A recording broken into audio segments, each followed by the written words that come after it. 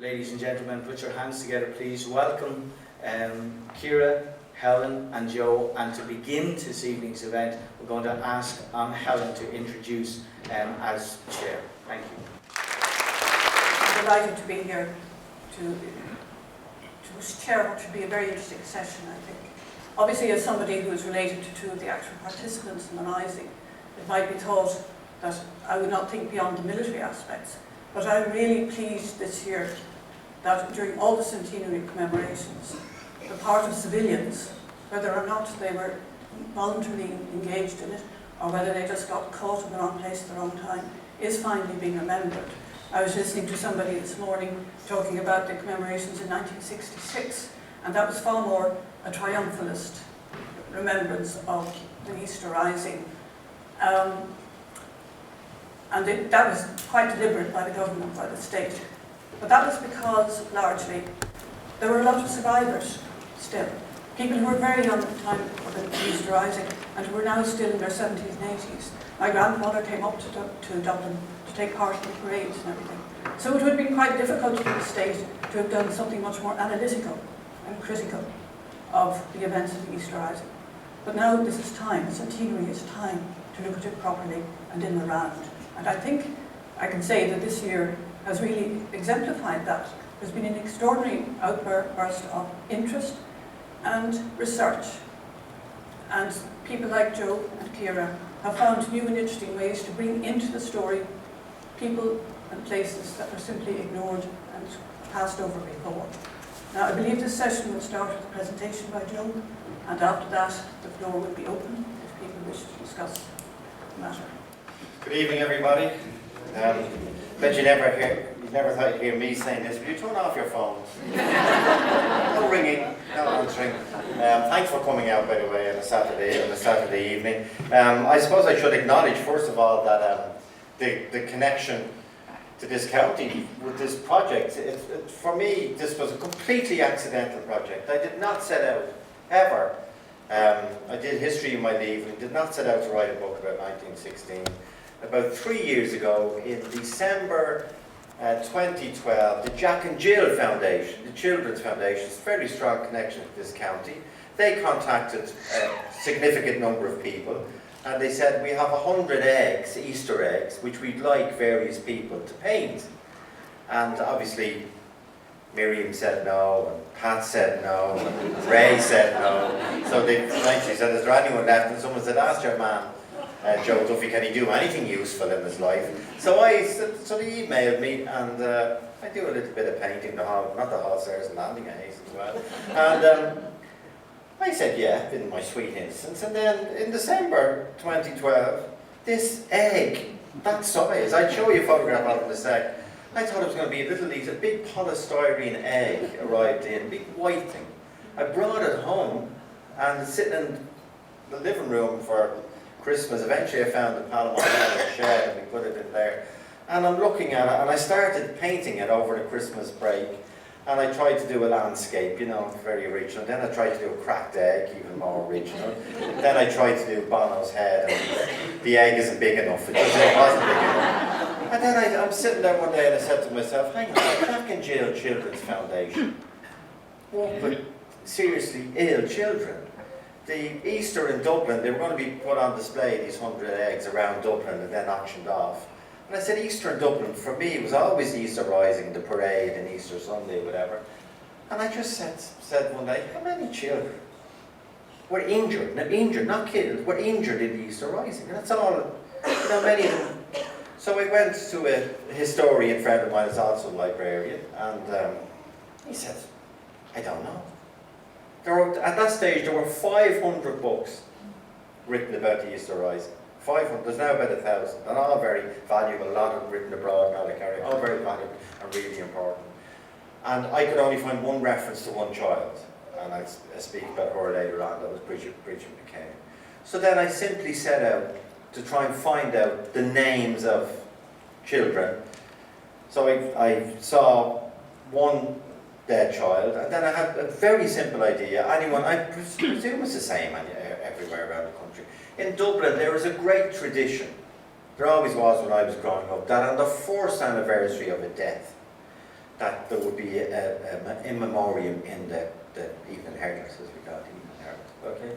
So instead of going to the newspapers for May 1916, I went to the newspapers in the Gilbert Library, wonderful library in Pearse Street in Dublin, for April 1917. And that's where I started. That was the biggest. I can still remember sitting in front of the microfiche, going through the papers for April and May 1917, and then catching different, and this child was dead, and that child was dead. And by the time the egg had to be handed in, so to speak, I had 28 names. And then when the egg was put on display in the Gresham, I did a brochure or a card with it, and every time I mentioned it, either by doing that project, I got more names. And by the end of 2013, I had close to 35 names.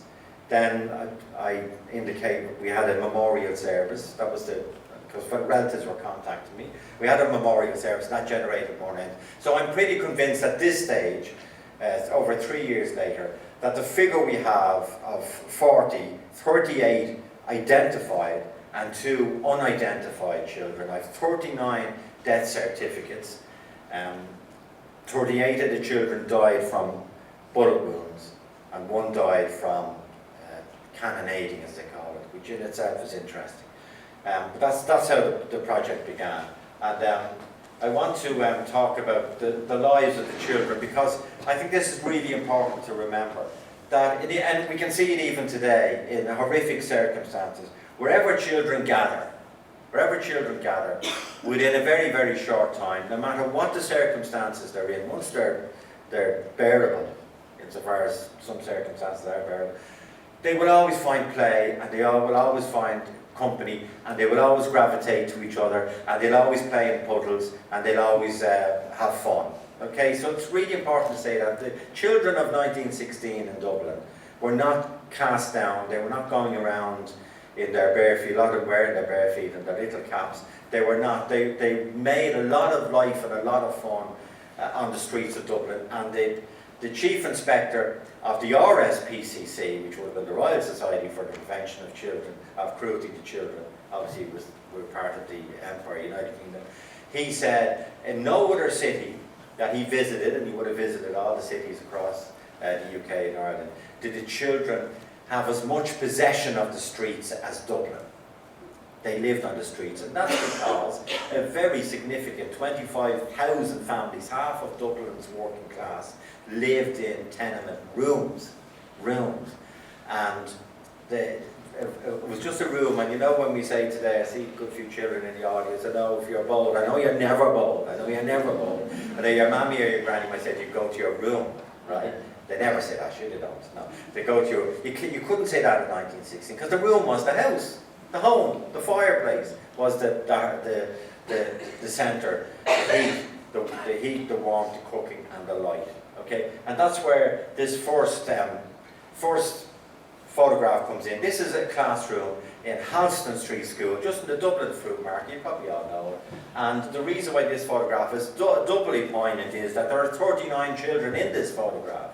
There were 40. So this classroom, to be blunt, was wiped out in 1916. Not these actual children. One of them was that child at the back there with the blue biro, the family marked over when they eventually, I sent a lot of families up into attics and they found that photograph. And the blue biro says, my brother killed my brother Paddy. And you see him there in the middle, okay? Now Paddy lived in just up top of Dominic Street. As again, most things happened in the Rising in Dublin between the two canals, or as I have to say when I go to school today, between Croke Park and the Aviva, because that's what kids understand. But in that really tightly focused part of the city. There's Paddy Feathers on the morning of the Rising. Paddy is living up in a place called Long Lane, just off the top of Dominic Street. And this is not Paddy, by the way, but this is a photograph taken at the time of the boxcar and the brother. Okay, and this is exactly Paddy's situation. Every little gang of kids had a boxcar. The reason you had a boxcar in Dublin was because everything was valuable. They would come into this room, God forbid, if we all catapulted ourselves back 100 years, and if the children walked in here with their boxcar, they would find a myriad of useful things, bits of paper, scraps, and they go around Dublin after school. They'd always bring your boxcar, always your boxcar. And if you found a rotten head of cabbage, if you found a bit of bread, a bit of coal was gold, paper, wood, anything at all, to go into that fire in that room to keep the family going. Anyway, the word comes up from the city centre, comes up quickly that there's commotion down at the GPO. The rising had started, and the Lancers were out coming from Linen Hall Street, which would be coming down Parnell Street, where the ILAC is now. Paddy and his pals got the boxcar, okay, and I, like most cases, you have to mind your little brother. Okay, little happy little brother was not a happy camper, as you can see. I say Paddy didn't want him, and I say the little brother, the family tell the story that the gang of them headed down Dominic Street, the sparks flying off the cobblestones, and the sound of horses and breaking glass and commotion. And by the way, it was a glorious day. They were on their school holidays. By the way, they all loved school. School was really important in 1916, really important. And school was compulsory in 1916. It had been compulsory since the 1870s, and it was important. I'll show you a few images later, primarily because of food and shelter and decent toilets and decent sinks where you could wash yourself. Paddy flies down Dominic Street. This is his Batmobile, this is his Millennium Falcon, and as he gets to where the ILAC is now, just to explain, where the ILAC is now in Dublin was just a warren of streets. It is, if you can look at them, there's maps available. It was like Istanbul or whatever as we imagine it today, in Aladdin's cave. There was second-hand furniture shops, third-hand furniture shops, fresh bread shops, bakeries, stale bread shops. They'd sell bread that was 2 days old, abattoirs, butchers, pubs, breweries, even a distillery, making shoes, making hats, making hat boxes in this area. So they were gallivanting down in the hope that they might get something, maybe even a banana. Could you believe it, right? And even an Easter egg. Remember, it was Easter Monday. None of those children would ever have got an Easter egg. They would never have savoured the taste of chocolate. And I'm convinced some of the children died with the first and last taste of chocolate in their mouths in the melee that Dublin became that week. He goes down to the bottom of Dominic Street. There's a gun battle. He gets shot in the leg, in the thigh, bullet wound. I remember the bullets again 100 years ago. When a bullet came out of a Lee Enfield or the Holt Mausers as they were known, and if they ricocheted off the cobblestones, they turned into molten pieces of lead. They weren't this image, I won't go into it, from movies of a little pinhole. They were savage injuries. So what do all his pals do? Of course, they panic. They run back, get Mrs. Feddison, a wonderful woman. Annie Feddison was known in Dublin as a handy, known where she lived in Long Lane, as a handy woman. In other words, she delivered the new births and she embalmed the dead, and she'd go and sort out any rows in the family, any husband acting the devil and worse with drink on him was chastised by Annie was sent for. And she gallops down, of course, Mrs. Feddison, Paddy's been shot. He runs down, and there he is lying in the ground, and she puts him in the boxcar.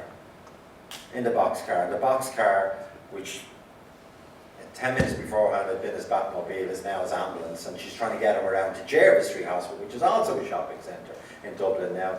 And by the time she gets him to Jervis Street Hospital, Paddy had bled to death, basically, Paddy Featherston.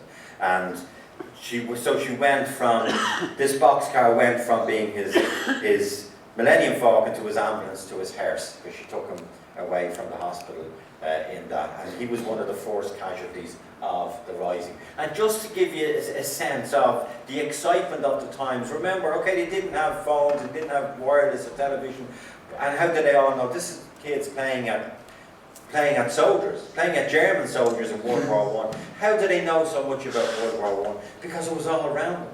Their fathers, their uncles, their brothers, their neighbours, their grandfathers, a lot of them from Dublin, had been out, the 50,000, had been in the army, the only army you could join, so to speak, the British Army, had been to the Western Front. A lot of them are still there. A lot of them have come back injured. A lot of them come back telling stories. A lot of you came back for 2-3 weeks. A lot of them didn't go back then, by the way. A lot of them deserted. But just that the World War I was a big feature of their lives through their neighbours, through their own families, and through the stories that they heard. Again, this is bread being distributed. They're really important in school. And again, you can see the giddiness and the fun, and you also see that you're more likely to have something on your head than something on your feet, and the reason was because it was cheaper to get a hat. But you can see the fun and the giddiness there. Bread, can you imagine, this now I believe was taken after 1916, can you imagine the smell of freshly baked bread to somebody who was hungry? And that was one of the many, many bakeries in Dublin. And the moment that the Rising started, it wasn't, people did not take to their rooms and hide. They actually went out on the street. They went out to see what was happening. And these photographs are all taken Monday the Rising started, Tuesday, Wednesday, Thursday, all these photographs. This is in a street called Hackett's Court, and one of the children was from. And just to give you an example, that this street no longer exists, and of course it did exist, but was it even a road, was it even a street, what was it made out of? It was probably the back ends of houses where people were teeming into each other. Remember, the population of Dublin after the famine doubled. A lot of people from country areas came to Dublin. A lot of them went on and emigrated, but a lot of them came to Dublin and got whatever, or eked out whatever accommodation they had. Again, this whole, I know they're posing for photographers then, but this whole image of children and joyfulness. This is, we reckon in time-wise, the actual first child to be killed. He's 2 years of age. His name is Sean Foster. Even the photograph tells you a bit about him, that he's from a slightly better off background. That photograph is taken in a studio, as you can see. He's dressed up. The rocking horse is obviously supplied by the photographer. So his mother had brought him down. He was one of 2 children. There was one child younger than him.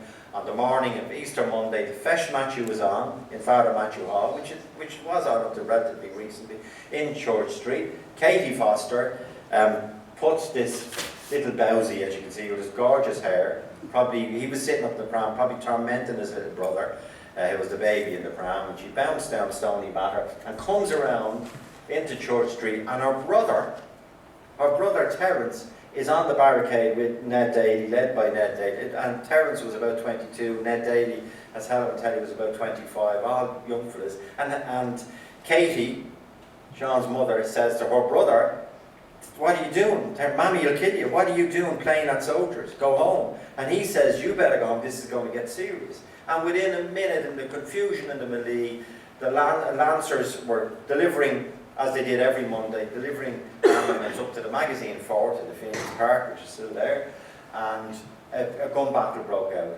Katie tried to run with her pram into the foyer at the front of Father Matthew Hall, and a bullet killed Sean, killed him instantly. That's the locket she wore. Obviously it was colourised after he died. That was the locket she wore till the day she died in 1966, ironically.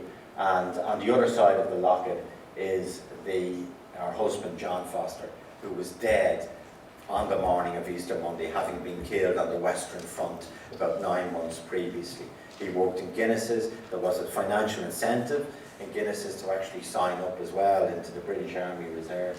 His body, his remains were never found. And again, going back to the media then in the newspaper, Katie actually had put an ad in the newspaper saying, "Does anyone know what happened to my husband?" That he went back to the Western Front, and eventually his name is on a memorial out in France. That's also called Terence. That's the father of the man on the barricade, the father of Katie, the grandfather of Sean, and he's the only person that was allowed go to the funeral on the Thursday morning of Easter week. And according to the register in Glasnevin, Sean Foster was the first casualty of the Easter Rising to be buried. He was buried while the Rising was ongoing, and he was buried at 7 o'clock on the Thursday morning, a makeshift coffin on a handcart hired by this man, brought up to Glasnevin. And unusually, very unusually, he's one of the few children that actually has a marked grave, because most of them do not have a marked grave. just to give you, I'll do 2 more stories, I'm conscious of time. But just to give you a story of an image of how different, you know, 100 years ago, we all know people who knew people. We're quite close to it. It's living history. It really is living history. We all know people who knew people, even through Helen's connection. We know people who knew people who were around in 1916. This ad appeared, again, in the Irish Independent Evening Herald on May the 17th, a full month, less a few days, after the Rising, okay, in 1916. And the headline actually is, "This boy is lost." This boy, John Kieran, his mother, also called Anne, went up to the offices of the Independent in Abbey Street with his confirmation photograph, as you can see, that's his little bowl there around his neck, with his confirmation photograph, and asked him would they put in a little report about him to try and find him. On Easter Monday, he lived just behind Westland Road station, again in a tenement. 58 souls left that building every single morning. That's how many people lived in a relatively small house. He went up with his pals. He was sent up to Sackville Street, O'Connell Street, to where Supermax is now, you know, near Eason's. That was Everly's, the sports shop. They're still around as a brand. And Everly's he wasn't buying sports goods. He was buying this little elephant. You see this toy elephant? This is a painting by Sarah Porser of a member, an extended member of the Everly family. And they had, their logo was an elephant, and they sold stuffed toys. And there was another new arrival in John Kieran's family home. And he was sent up to buy a little gift for the new baby. Okay? I presume he was being made by it with his own confirmation money as well. He probably wasn't too happy about that. But he travelled 500 yards. Imagine it now, if you're sitting in Pearse Street, as we call it now, go up Pearse Street, and that's basically the distance from John's home to where he disappeared off the face of the earth. He disappeared off the face of the earth. And for a full month, it is hard to believe in the world we live in, where if we take out our mobiles now, or our smartphones, we can find out, we pick anyone, tell me where your sister is now. You can find out, everyone can find out within 5 minutes where one of their relatives is. For a full month, that woman searched for him. Now, it also gives you a picture of the chaos that was there, the hospitals. Like, there's still 30 civilians who were unidentified. There was a lot of them lying dead in the various, many hospitals. There was many hospitals in Dublin city centre at the time. She puts the ad in the paper, and she gets a message from a nurse in Jervis Street Hospital. In our mortuary, we have somebody. She gave a description there in the little piece about what he was wearing: grey overcoat, grey cap, khaki coloured knickerbocker, so to speak. And the nurse says, "We have someone up here, but he's not identifiable," as many of them weren't. She went up and she identified him. She went through his pockets, she went through his pockets, and she found a little coin. And the coin was, I don't know whether people remember this, for your confirmation, and especially in Dublin City, if there was a connection with the Docklands, which there was. John's father was in the Merchant Navy, actually. The coin with a hole in it. Do you ever see those coins of some denominations in country? And it was regarded as a lucky charm. And that coin was in his pocket still. And that was how his mother identified John Kieran. Again, images of the Dublin, getting back to people back on the streets fairly quickly to see what was going on. This is from the London Mirror, which is a big paper in Ireland as well. The real sufferers, the priest in the middle, happy now, children holding up their portions of bread, which they were very thankful to receive. Again at Maud smiling. Thomas Hickey and Christie, they were victims. I won't have time because they were victims of the North King Street massacre, and it was on Friday night that this happened, and there was an awful lot of atrocities as the Rising was coming to an end on Friday night. And the only thing I want to point out there, because we only managed to get this headstone up at Dean's Grange this year, where they have a marked grave. Look at Teresa Hickey. That's Thomas, her husband, Christy, our only child. Two of them murdered on the Friday night by members of the British Army, and Teresa Hickey died 4 years later. And I found out subsequently where she was. She lived up in Kevin Street when she died. I cannot find out what she died from, but I presume she died from whatever mothers die from, who see and witness their husband and their only child murdered in front of them. This is Bridget McCain. I want to just tell the story finally because it relates to this wonderful project outside here, the Notebook Project. Because Bridget McCain lived in the gable end of Moore Street, which is still there. This is why, and Helen is heavily involved in this, just why it's so important, because there is no other capital city in the world now. There is no other capital city in the world where the seminal moments in the formation of our state are enshrined in such a small geographical area and such a small loci of buildings and streets, which many of them are still there. Many of them aren't. Like, for example, all the streets are gone. But that's why I cannot think of any other city in the world where the seminal moment in our history is concentrated. Bridget lived in the gable end of Moore Street. Friday night, the city's in flames, GPO's in flames, British soldiers are on the rampage, there's a lot of the garrisons are about to surrender. They make the GPO garrison decide to go out the side door of the GPO, it's still there, across the Henry Lane, it's still there, around into Henry Place, it's still there, to the gable end of Moore Street, and they were going to walk their way up. They weren't surrendering, they were going up to Williams and Wood's factory to try and link up with the Four Courts garrison. And they tried to get into the gable end of Moore Street, and the door was locked because the McCain family had been in the heart of the battle. They were terrified, absolutely terrified. So one of the rebels shot the lock off the door, ricocheted, and Bridget was coming out with her dad to open the door, and Bridget unfortunately was killed instantly. She's lifted onto the bed, the only bed in the room. Her 9 siblings, all sisters and brothers, are cowering under the bed. Into that room on that Friday night comes Pádraig Pearse, Willie Pearse, Tom Clark, James Connolly is carried in on a stretcher. Joseph Plunkett comes in. Outside, right outside the gable end, a young man called Michael Collins is trying to build a makeshift barricade, and he's being held by a 16-year-old boy called Sean Lamass. So in that image, on that Friday night, in that house, the dead child on the bed, the sisters who were cowering under the bed told the story subsequently. They're long dead, unfortunately, but they told the story subsequently that Pádraig Pearse, when he saw Bridget dead on the bed, he burst into tears. He called on John McDermott, who was also in the room, who was effectively the military commander at that stage. He wanted to find out who shot the child. The family are pleading with Pádraig Pearse, no, it was an accident. This incredible image. 5 of the 7 signatories of the proclamation are in the room. Bridget is dead on the bed. The mother is pleading with Pádraig Pearse not to reprimand anybody, and the 2 people out in the lane.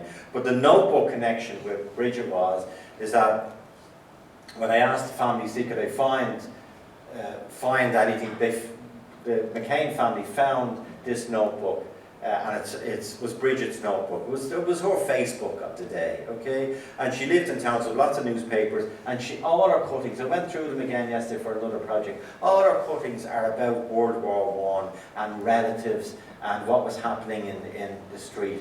And this was a page I came across, and the poignancy finally of this insertion in the notebook was that this was a photograph she cut out of an incident that happened in 1914 on the day of the Hope Gun Running, the Bachelor's Walk shootings. It was before 2 civilians were killed. And it says, this boy, Luke Kelly, a 10-year-old Dublin boy, is now in hospital, seemingly quite oblivious to his serious condition. He is suffering from a bullet wound in the lung and is not expected to recover. Talk about Pepper. Imagine the family reading it, and it's not expected. So Bridget cuts this out. Here's a boy caught in the crossfire, and she presumes that he's dead. Everyone presumes he's dead. And just when I saw the name, obviously Luke Kelly for Dubliners, for Irish people, is a very evocative name. Obviously that cannot be our Luke Kelly, the singer, God rest him, because the age is all wrong. But I rang Jimmy Kelly, who's a brother of the late Luke Kelly, and I said, Jimmy, what's the matter? Was your dad called Luke? He said he was. I said, did your dad ever talk about being shot? He said, did he what? He said every single morning, we lived in Sheridan Street, every single morning he'd stand in front of the Belfast sink, as Dublin men did, with the white vest on him, with the braces down around him, and he'd be shaving, and he'd call over, he'd say, kids, come over here. There was a big family. And he would lower the back of his trousers and he'd say, that's the spot. That's where I took a bullet for Ireland in 1914. But the poignancy of it is, finally, Bridget was not to know that Luke Kelly survived. Luke Kelly not only survived, he went on, he was a great man, reared a great family, Jimmy and all, great trade unionist, but among other things, he reared, along with his wife, probably the greatest folk singer this country ever produced. So I'm looking at all those possibilities. Bridget, on the other hand, is dead at 16, and she's killed in this in the battle that was the Easter Rising. So all her possibilities are gone with her, and that's the image of children dying. That's where most of the children are buried, unfortunately. But Glasnevin are going to. That's the egg that nobody knows where it is now. And the child there, John Gibney, you see, I had 30 children at that stage on the egg, but the child you see there, age 5, John Gibney, that house was one of the houses. It's an incredible project. I hope you've all seen it, Ciara's project. That was one of the houses there in memory of John Gibney, and that's where we are today. And that to me is a reminder, and that's why when I'm going around, I want to dwell on that, because anyone who saw the images, the contemporary images of Syria and the contemporary images of Aileen Cordy, and that's Osram there, Aileen Cordy, Osram's still alive, Aileen Cordy, that boy on the beach in November last year. It's an image you cannot unsee. There's no need for me to show it, because anyone who's seen it cannot unsee it. And that's why I've been saying to schools that if there's any lesson from 1916 and the whole, it is the lesson of politics, of studying history, of trying to learn, of even in your own daily life, trying to learn about negotiating, accommodating, compromising, trying to move things along. Now, I know in the world we live in that there are times when the state or whatever, look at France, or that the state decides that somebody is beyond convincing or whatever. But that to me is one of the, and I let people draw their own conclusions, but is the importance of history and civics and politics and education and learning and talking, whatever aspect of their lives.